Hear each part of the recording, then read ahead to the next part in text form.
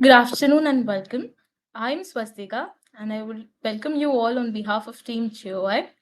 GOI is a venture that believes in valuing people and further adding value to them. This week, as we will be celebrating Veterans Day, we have a veteran with us today to take us on a great voyage. It gives immense pleasure and honor to welcome Commander Rajeshwari Kori. She's a retired ex-naval officer, presently serving as a commandant and senior staff officer, civil defense and state department government of Maharashtra. Having completed 25 years of government service, Ms. Kori is also a recipient of Yashaswini Award given away by the Ministry of Defense at the hands of Defense Minister Srimati Nirmala Sitharaman in April 2018 for her contribution to nation building. She's also the first Indian woman in India to be posted on board a naval warship and is distinguished in the Limca Book of Records as well. I welcome you, ma'am. Thank you so much Thank for you. agreeing to this interview. Thank you for such kind words, Swastika.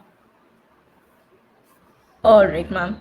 So, as we know, I mean, we have read so much about you. There is already so much that you have done already. You were there on the first warship, first woman on the naval warship as well. So, and I'm particularly interested, like you have mentioned in an article that you, being a Fauji kid, has motivated you to pursue a career. So I'm curious to know what kept you going once you had joined the Navy. There must be difficulties, your own hardships. What were your experience like? Being a Fauji kid, of course, it gives me some thrust. But then those days, like, we never had this as a career in mind. And Armed Forces had just opened its doors in the year 1992. And I was still studying in the college. So the first batch went, the second batch went, the second batch passed out, the third batch passed out. And when my turn came, I had applied for it in, I think, in 1994 and 95, I was commissioned. So it was just the things were in the infancy stage, taking women officers in the Navy itself. And lot of gender sensitization was being done at that time. Never before in the country's armed forces history had women officers been taken before, inducted before. Earlier, during British Raj and all, Jhansi Ki Rani, Razia Sultan, Kittur Channamma, all these ladies were there, but they had their own armies. They were like in the royalty, so they could lead.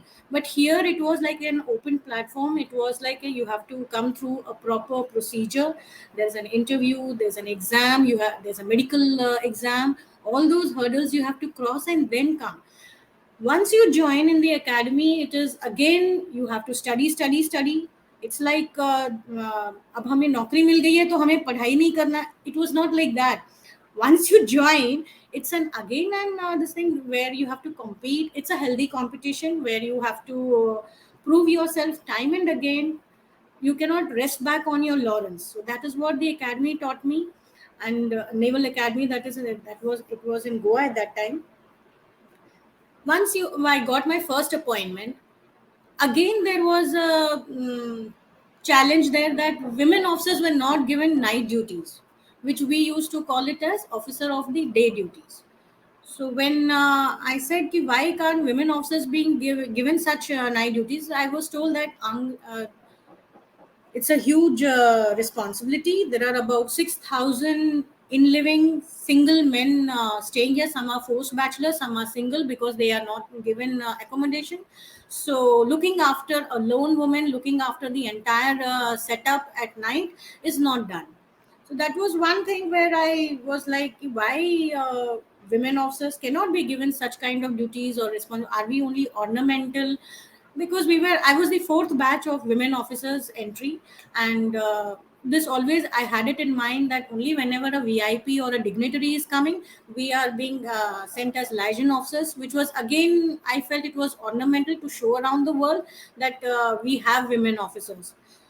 So it was in our own discussions with our peer groups, with juniors, that it helped. It made me think and take up the challenge that yes, we can do something more, something different, something out of the ordinary. So how to go about it? Navy has the Navy's appointments. The essence is sea service, and if you have not gone to the sea, then what naval officer you are? So with that in mind, I had approached my seniors, superiors, that give me a chance. And those days, it fortunately, coincidentally, they were also in this track that it has been 4 years that women officers have been inducted.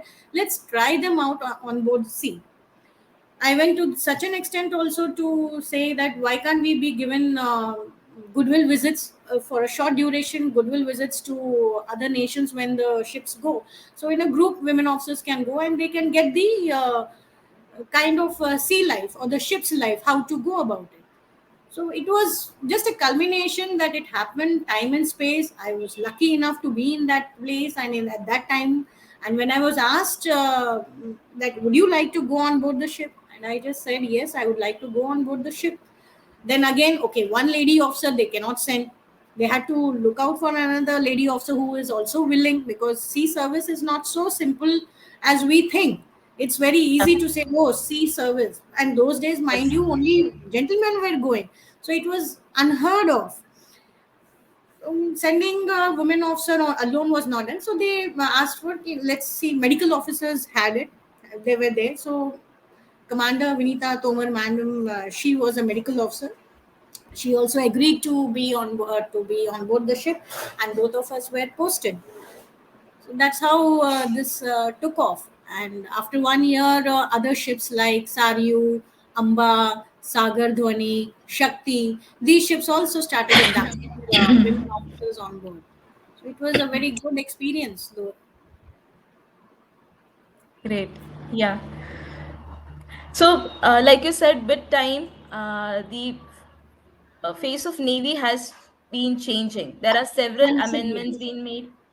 So, recently, there has been a significant, we can say rather, a drastic changes being made in Indian Navy. So, how do you feel about those changes now? It's a very positive change. I'm so happy and I feel energetic we are meeting these women officers.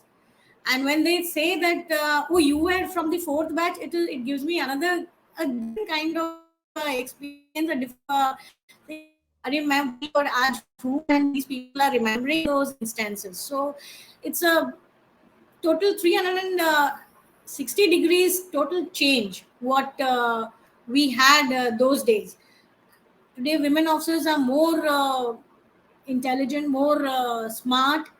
Not intelligent, I wouldn't say. They are more smart enough with the developments of the world around. Probably it is because of the internet, because of having social media, that we know what, where, what, and all. Those days we didn't have these kind of things where we would Google search and find out what the US Navy has, what the Australian Navy has. Nowadays there are many opportunities and many kind of other skill sets which have made the women officers more smarter. So that's one genuinely I feel कि yes, the Navy has come around a lot from 1992 to till date 2023. It's a big leap.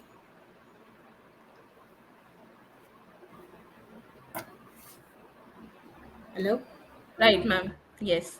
So, as you rightly mentioned, because there were not many opportunities, rather we say like there is social media now, it is easier to find your way. It was difficult back then. So, Yes. how was your experience? Because you setting the stage, you were the first female Navy officer to board a Navy battleship, a naval battleship. So, how was the experience? What was the atmosphere? You along with one more another Navy officer. So how was your experience? It was good. Yeah, you can say my social life was totally down. While everybody were on board on ground, they could go around, they could go to hotels, they could go for cinemas. My routine was just getting up in on board the ship and sleeping back on board the ship. So social life was not there at all. And being Jyoti being a huge ship, she was always anchored away from the harbor. We had boat routines and we had to stick to those boat routines. And if you miss one boat routine, you would have to go catch another boat. I generally would prefer the 9 o'clock, 9 p.m. boat routine, but if you miss that, then it was night, midnight, 12:00 hours uh, when you had to catch the last boat. So in those this thing, yes, only about the social life is totally zilch, you can say. Right, It right, helped me ma'am. during the COVID time because you were totally isolated. Right, yes, rightly mentioned. But then, as you say, like कुछ चीज कुछ हासिल करने के लिए we have to always सुनना sacrifice पड़ेगा. certain things. Yes, Yes, and absolutely. you being a major trailblazer, I believe these things were See, I mean, trailblazer, it is just, again, I would like to say, it is just the time and space. मैं नहीं करती तो कोई और करता. You see, so it's right. just that it has fallen on your lap and you are there at that particular time. You got. If I wasn't there, then somebody else would have done it. So nothing like today. Also, we have one lieutenant, army lieutenant or captain Shiva Chauhan. She's being posted on the border at on the glacier. So it feels nice that everywhere women are going now. Women officers are showing their mettle. Yes, right, ma'am. Moving ahead, can you describe how a career in Navy can aid someone in developing their leadership skills with reference to your current experience in civil defense? Yeah, it gives a lot of confidence, Swastika. Like your Naval Academy training, it's no less. There are so many people to train you around and they put you in every kind of situation. So you come out of it. Your SSB is a bar where it shows how you can do this much. You are given a task, you have done the assignment. You feel so on top of the world. Even a simple task also, if you do, you feel like you have achieved something. So this kind of skill set, when you are given from the academy, and when you leave the armed forces and come into the civis world, these skill sets really help. And the civil forces are uh, taking you, like they like these kind of qualities because of their integrity, because of their never say die attitude. हार जल्दी नहीं मानते. So these kind of things developed me, made me, even in now I'm in Mantralaya, I'm in Maharashtra government home department in the disaster management cell, civil defense organization. So whenever we have these relief operations, and I have done quite a few relief operations, and I really find it very nice, or it makes me feel very nice when I finish this, complete this operation to its success. And I can only thank the armed forces, the naval background, my instructors in the academy, and then the grooming by other senior naval officers, commanding officers, colleagues, juniors, who you at every point of time have supported you. And these are the qualities, even now in any kind of situation, it helps you come out of it. You can do it. If I can do it, the others can do it. And I have seen that, especially in Kolhapur relief operations, when we had gone there, and all these villagers had to be evacuated and brought into the camp. It was many civilians, my own organization people had slight apprehension to go into that river, and in the boats, and get the people out. I could understand their apprehensions. It was 50 feet water and they didn't want to go there. It was this thing कि पता नहीं हमारा क्या होएगा, हमारा insurance है क्या, हमारा ये है क्या, हमारा वो है क्या. But for me it was like ये करना है, मैं नहीं करूंगी तो और कौन करेगा. And if I don't do it, then it is a black mark that this one was in the navy and she couldn't even go for the relief operations, and that to river. What river ho ya samundar ho, both are the same. Water is water. So it that thing, see, if I have done that time. Now I have to prove my mettle again. So for us, it is like, it's a thing that yes, ye karna hai. So these are the qualities which are liked by the civilian authorities, and they can always trust you. You will never Right. leave them. You never leave your men behind. You never leave your materials behind. So that kind of I don't know exactly what word you would use, but these are the things which I have been taught, and I can never leave them behind. So the responsibility, the one main major characteristic, a major leadership quality that a leader has to possess, I believe that has the current